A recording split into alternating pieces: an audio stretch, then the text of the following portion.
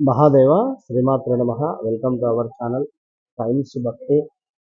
ఇక్కడ మనకు ముఖ్యంగా చూసుకుంటే సోమవారం రోజు అమావాస్య కావడము, అదేవిధంగా మూలా నక్షత్రము ఉండడము ఎంతో అద్భుతంగా చెప్పడం జరుగుతున్నది.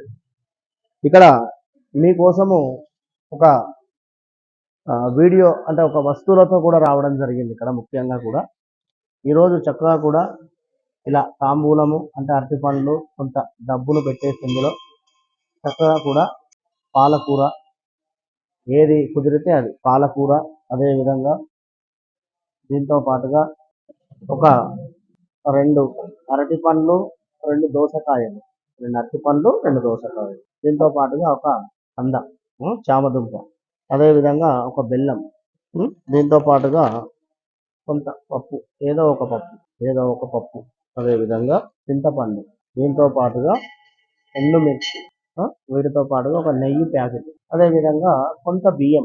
వీటన్నిటినీ కూడా ఇంట్లో జరిగిపోయినటువంటి పెద్దవాళ్ళ యొక్క పేర్లను చెప్పుకొని ఈ యొక్క అమావాస్య రోజు సోమవారం వస్తుంది కనుక ఈ అమావాస్య రోజు మనము చూపించినటువంటి ఇవి ఏవైతే సాహిత్య దానంగా చెప్పడం జరుగుతుంది, ఇవన్నీ కూడా సాహిత్య దానం చేసుకునేటువంటి ప్రయత్నం చేయడం వల్ల పితృదేవతలు ప్రీతి చెందుతారు.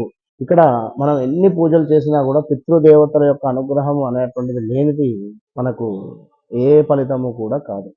కనుక జాతకములో ఎలాంటి దోషాలు ఉన్నప్పటికీ కూడా, అంటే పితృదోషాలు, సూర్యుడు శని కలుసున్న, శని సూర్యులు పరస్పరం చూసుకున్నా కూడా పితృదోషం కింద చెప్పడం జరుగుతూ ఉంటుంది.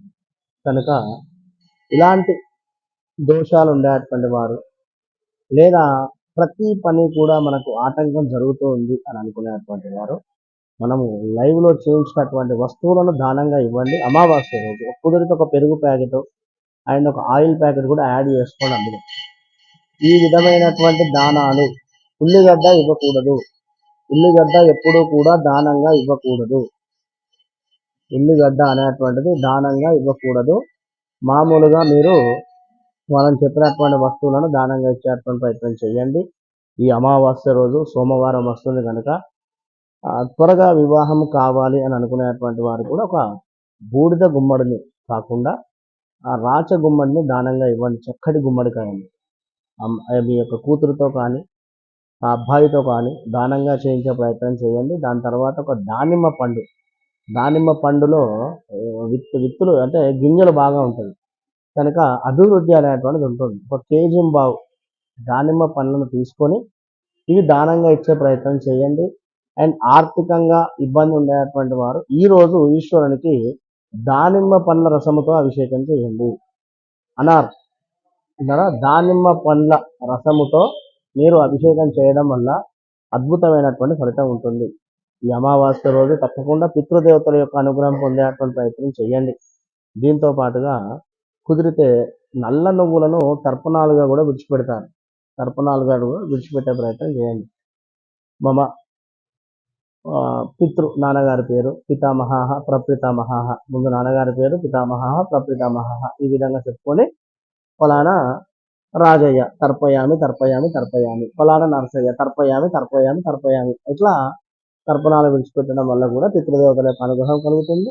మీరు ఏం చేసినా చేయకుండా ఇంటి బయట గడప ముందు ఒక దీపారాధన అనేటువంటిది వెలిగించే ప్రయత్నం చేయండి. మధ్యాహ్నము 11:30 ప్రాంతంలో వెలిగించి తప్పకుండా వారి యొక్క ఫోటోలను శుభ్రపరిచి వారికి నమస్కరించుకొని మీరు వారికి నచ్చినటువంటి నైవేద్యము ఏదైనా వండి పెట్టేటువంటి ప్రయత్నం చేయండి. మంచి ఫలితం ఉంటుంది. All the best.